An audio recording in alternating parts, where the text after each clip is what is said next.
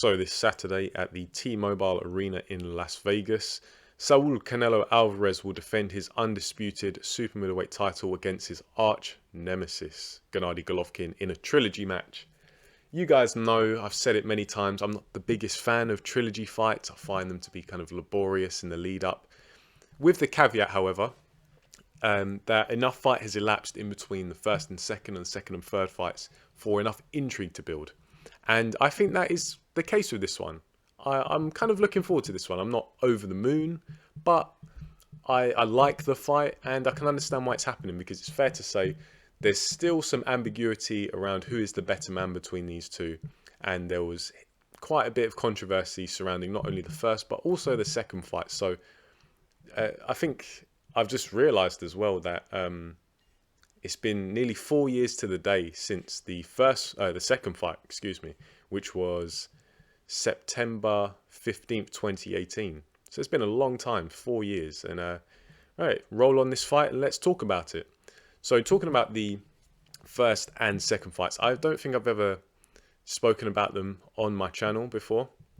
But just to give you some background, I watched these fights live when they happened, but I've seen them many times since, but I've also rehashed and recapped them in the lead up to this fight, so in the past couple of days. And my scorecard has always been the same. It was the same then as it is now, and that's both fights I had Golovkin winning 7 rounds to 5 or a draw.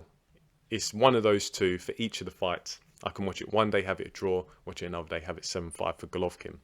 So yeah, I can see why the first fight being a draw I don't have an issue with. However, we do have to address the elephant in the room. That 118-110 scorecard, it was such a shocker. It was such a slap in the face that I think it will honestly go down in boxing history as one of the most scandalous scorecards you will ever see in a championship fight. The second fight, Canelo won. I don't necessarily have an issue with it per se, but I don't know. It really comes down to what you probably like, where you sat, where you watched the fight, which angle did you see it from.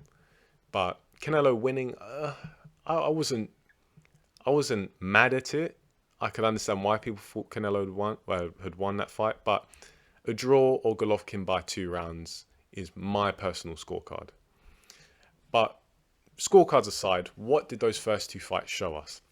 Well, in the first fight, I think Canelo started well with his signature slick head movement, his defensive prowess and his explosive counters. Golovkin's signature ability to cut off the ring, his commanding jab and his feints allowed him to pressure and time Canelo. And I feel like the jab in particular was pivotal in kind of Golovkin getting his grasp on the fight, because Canelo, what the jab did was it stopped Canelo from bringing his weight forward into the front half of his stance and loading up the left hand, especially the left hook, which is one of Canelo's money punches. And that was all done while Canelo was backed up against the ropes. And Canelo displayed, the slick head movement that we've come to associate with him, slipping and sliding and rolling off from the ropes. But that's all good and well.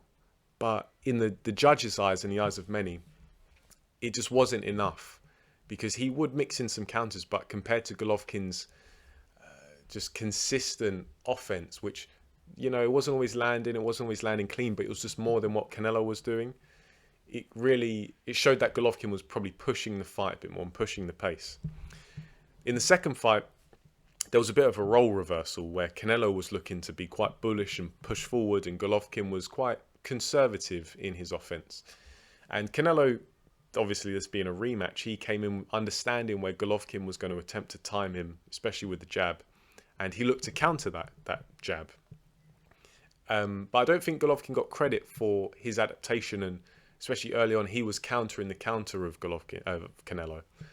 And as I say, Canelo was pushing Triple G back, but Triple G was kind of drawing a line in the sand. He wasn't completely on his bike, looking to establish that jab and maintain an effective range, and not doing what Canelo was doing in the first fight and having his back to the rope a lot of the time. Yeah, Canelo, with pushing Golovkin back, I felt like he was less defensively responsible in the process, and Golovkin once again was just able to capitalize and have quite significant success with the jab. Also showing his own defensive ability, where particularly up close he was able to just slip and roll with a lot of the punches, taking the sting off them, and they may be scoring shots, you know, the correct part of the glove is landing on a valid target, but it was damage limitation by Golovkin where he was just able to roll with it. Still catches the judge's eye though, and you know, judges, they're going to score what they see ultimately. But you know, I've given a lot of praise to Golovkin. As I say, I had him win the first 2 fights, but I think, to be fair, you know, you have to give it to Canelo. He's had one of the most impressive developmental trajectories you'll see in boxing since he lost to Mayweather in 2013. You'd be hard pressed to find someone who's improved as much as Canelo has. And you know, we know what Canelo brings. He has a good marriage of technique and athleticism, the explosiveness. He has a good balance of offense and defense, and that makes him very hard to beat. However, we have to remember he's not unbeatable. No fighter is. And particularly the Bivol fight, but also the Golovkin fights, I think they showed that Canelo, he only has so many ways that he can deal with particular scenarios and situations in the ring, especially against a fighter who has a prolific jab. He can be contained if the jab is accurate and frequent and authoritative enough. And I feel like this is maybe exacerbated by the fact that Canelo, for whatever reason, probably the stamina is what most people are going to cite the reason for this is, he's not the most active fighter in the ring. And that being said, Golovkin, to be fair, he hasn't looked as invincible as he did years ago. He's looked fairly shaky in his fights against Derevianchenko and Murata. Many people think that Golovkin actually lost to Derevianchenko.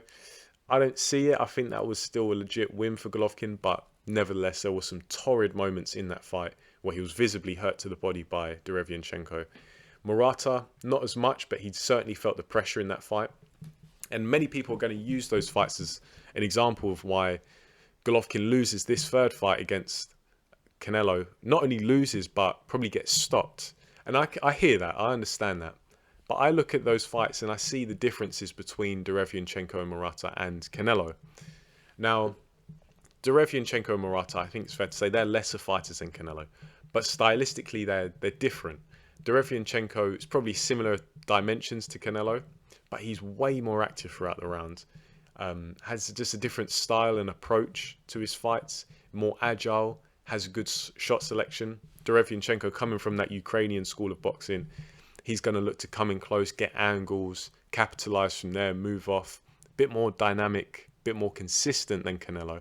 Murata, now hear me out, guys. This is going to sound a bit strange, but I think Murata, in his way that he approaches fights, is a bit more similar to Canelo.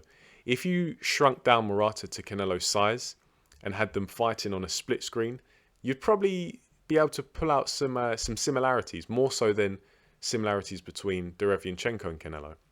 Murata is certainly a lesser fighter than Canelo, but he's much bigger, he's stronger, has a lot more size and range. And I think people who have never boxed before, they underestimate how much size and strength comes into play. Because when you've been in a ring with someone who's bigger than you, even if they're not as skilled, because you're at a deficit in terms of size, your technique has to be so much better to overcome that disadvantage. And I feel like that's just what we saw with Golovkin, Golovkin's not massive middleweight, but he's enjoyed a decent size advantage over most of his opponents. Because if he's not the same size, he's slightly bigger. And on top of that, he has great skills and power. But against Murata, it's an aging Golovkin who doesn't want to move as much these days, and he's never been the greatest mover anyway. And he's in against a guy who's able to absorb a lot of the punishment that he's dishing out. And Murata, not the most technical, quite basic actually, but he uses his strength, he uses his size, and he's got fairly decent technique on the 1-2, which he used against Golovkin. Certainly made Golovkin feel the pace. But Canelo doesn't have that kind of size and strength. He's probably a better puncher, better power, more versatile. Probably not as versatile as Derevinchenko. So I see this third fight as being different to those two. I also want to ask the question, how will Golovkin be at 168 pounds? I believe the highest he's fought is 164 pounds. Was that against Steve Rolls? If we check Golovkin's box rec. Steve Rolls, 163 pounds. So that's the highest I believe he's fought. And, you know, a lot of people saying, oh, this is Canelo's division and Golovkin's coming up, so he's going to feel the effects of it. Well, I understand that. Don't get me wrong, I understand that. However, this is Golovkin's first excursion into super middleweight. But he's not only fighting a guy who's fought twice before, but Canelo is smaller for the most part than Golovkin, because let's remember that Canelo spent a large stretch of his career at light middleweight, which Golovkin's never made light middleweight, never even really come close to making light middleweight. So Canelo's a big guy, but I don't think the size difference between him and Golovkin is that big, and I'd maybe give it to Golovkin in terms of the size advantage. And so that I actually see that as quite an accommodating way of moving up to a new division, is fighting a guy who you fought before at a lower weight division and who you probably have a natural size advantage over. Because it's not like Golovkin's moving up to 168 and fighting someone who's a natural 168 pounder. Not like when Canelo went up to light heavyweight to fight Bivol, for example. Bivol is a natural 175 pounder and Canelo felt the effects of it. So I suspect, I could be wrong, but I just suspect that Golovkin will actually benefit from moving up to 168 pounds for this fight. I feel like he'll have a bit more energy and will just be, a bit more energized in the fight, which is always helpful. Now, Canelo, I think he's going to take a lot of, he's going to take some positives from Gennadiy Golovkin's recent performances where he's looked vulnerable. And I think it's fair to say, I don't think I'm going to shock anyone here, but Canelo can probably hurt Golovkin, especially to the body. Canelo's got some good body shots in his arsenal.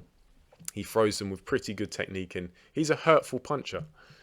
Golovkin, vulnerable to the body. I still think the chin is teak tough, but I don't think Canelo's going to... I don't think that's going to stop him. He's going to hit Golovkin where he can and when he can. So, could Canelo stop Golovkin? In theory, I see how.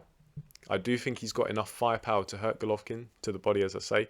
But I'm just not sure Canelo has the consistency or the activity throughout a round to follow up enough and get Golovkin out of there. Golovkin showed in that fight against Murata that the jab is still a vicious and prolific weapon of his.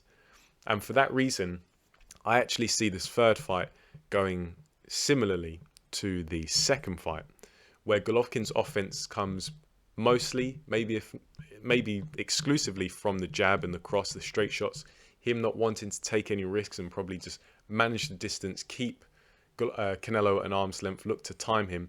Canelo probably, like in the second fight, looking to push forward and really just get Golovkin into range so he can let shots go. But that being said, I think that, I said it once. I feel like it's going to be similar to the second fight. I felt Golovkin won the second fight. However, at this point in time, I think Canelo does win this fight outright.